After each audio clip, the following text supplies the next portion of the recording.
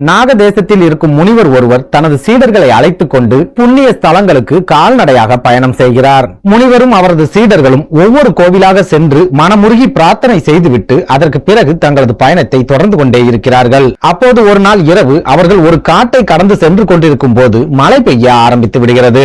அந்த மழை இடியுடன் கூடிய கனமழையாக பெய்வதால் முனிவர்களும் சீடர்களும் முழுமையாக நனைந்து போகிறார்கள். அப்போது அந்த முனிவரின் சீடர்களில் ஒருவன் முனிவரை பார்த்து, குருவே, மழை காலங்களில் ஒரு சில மனிதர்கள் இடிதாக்கி இறக்கிறார்களே, அதற்கு என்ன காரணம் என்று கேட்கிறான். அப்போது அந்த முனிவர் தனது சீடனை பார்த்து, மகனே, இறைவனால் மன்னிக்க முடியாத அளவிற்கு கடும் பாவங்களை செய்பவர்கள் இடிதாக்கி இறந்து போவார்கள் என்று அந்த முனிவர் கூறுகிறார். அந்த சமயத்தில் முனிவரின் பக்கத்தில் இருந்த ஒரு மரத்தில் இடி ஒன்று விழுவதற்கு தயாராக இருந்தது. இதை கவனித்த அந்த முனிவர் தனது தவ வலிமையால் அந்த இடியை ஆகாயத்திலேயே நிறுத்தி வைக்கிறார். அப்போது அந்த முனிவர் தனது சீடர்களை பார்த்து, நீங்கள் ஒவ்வொருவராக அந்த மரத்தின் அடியில் போய் நில்லுங்கள். உங்களில் யாராவது மிகப்பெரிய பாவத்தை செய்திருந்தால் அவர்களின் தலையில் மட்டும் அந்த இடி இறங்கும் என்று முனிவர் கூறுகிறார். முனிவர் சொன்னதை கேட்டு அந்த சீடர்கள் அனைவரும் அதிர்ச்சியில் உறைந்து போகிறார்கள். தெரியாத்தனமாக குருவிடம் இடியை பற்றி பேசி விஷ பரீட்சையில் சிக்கிக் கொண்டோமே என்று அந்த சீடர்கள் அனைவரும் கலங்கி போய் நிற்கிறார்கள். ஆனால் அந்த முனிவரோ, இடி அந்தரத்தில் நிற்கிறது, ஆகையால் நீங்கள் ஒவ்வொருவராக சீக்கிரமாக அந்த மரத்தின் அடியில் போய் நில்லுங்கள் என்று அவசரப்படுத்துகிறார். குருவின் பேச்சை தட்ட முடியாது என்பதால் முதலில் ஒரு சீடன் நடுக்கத்துடனேயே அந்த மரத்தின் அடியில் போய் நிற்கிறான்.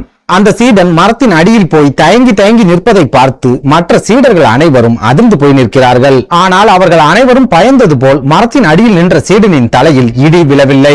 இதனால் அந்த சீடன் மிகுந்த மகிழ்ச்சியோடு துள்ளி குதித்தபடியே அந்த மரத்தை விட்டு வந்து விடுகிறான். இதனைத் தொடர்ந்து மீதமிருக்கும் அனைத்து சீடர்களும் ஒருவர் பின் ஒருவராக அந்த மரத்தின் அடியில் போய் நிற்கிறார்கள். ஆனால் அவர்கள் யாருடைய தலையிலும் அந்த இடி விழவே இல்லை. இதனால் தாங்கள் யாருமே பாவம் செய்யவில்லை, நல்லவர்களாகவே இருக்கிறோம் என்று நினைத்து அந்த சீடர்கள் மகிழ்ச்சியில் துள்ளி குதிக்கிறார்கள். அந்த முனிவரும் வரப்போகும் பெரிய ஆபத்தை உணராமல் தனது சீடர்கள் அனைவரும் புண்ணியவான்களாகவே இருக்கிறார்கள் என்று நினைத்து சந்தோஷப்படுகிறார். அப்போது சீடர்களின் மனதிற்குள், குரு நம் அனைவரையும் மரத்தின் அடியில் போய் நிற்க சொல்லிவிட்டு அவர் மட்டும் ஏன் மரத்திற்கு அடியில் செல்லாமல் இருக்கிறார் என்ற குழப்பம் ஏற்பட்டது.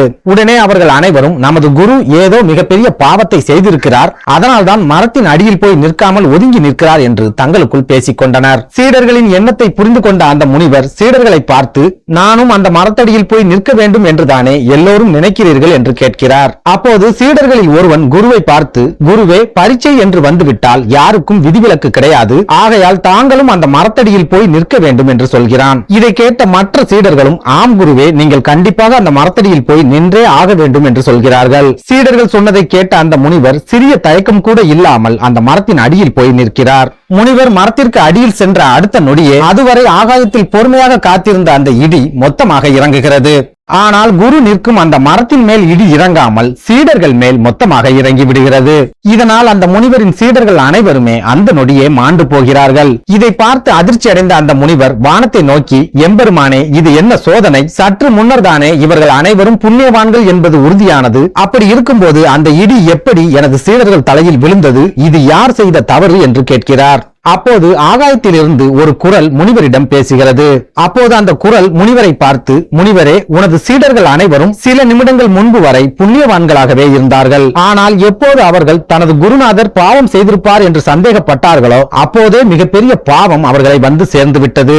இந்த உலகில் குருவை ஏளனம் செய்வதையும் சந்தேகப்படுவதையும் விட மிகப்பெரிய பாவம் எதுவும் இல்லை. அந்த பாவத்தை உனது சீடர்கள் செய்த காரணத்தால் தான் அவர்கள் தலையில் இடி இறங்கியது என்று அந்த குரல் சொல்கிறது. இந்த கதையின் நீதி, நமக்கு பாடம் சொல்லித் தரும் ஆசிரியரை நமது முன்னோர்கள் குரு என்று அழைத்து அவர்களை கௌரவப்படுத்தி புண்ணியத்தை சேர்த்துக் கொண்டார்கள். ஆனால் நாமோ குருவாக நினைக்க வேண்டிய ஆசிரியரை ஏளனம் செய்து மன்னிக்க முடியாத பாவத்தையும் செய்து பாவிகளாக மாறிக்கொண்டிருக்கிறோம்.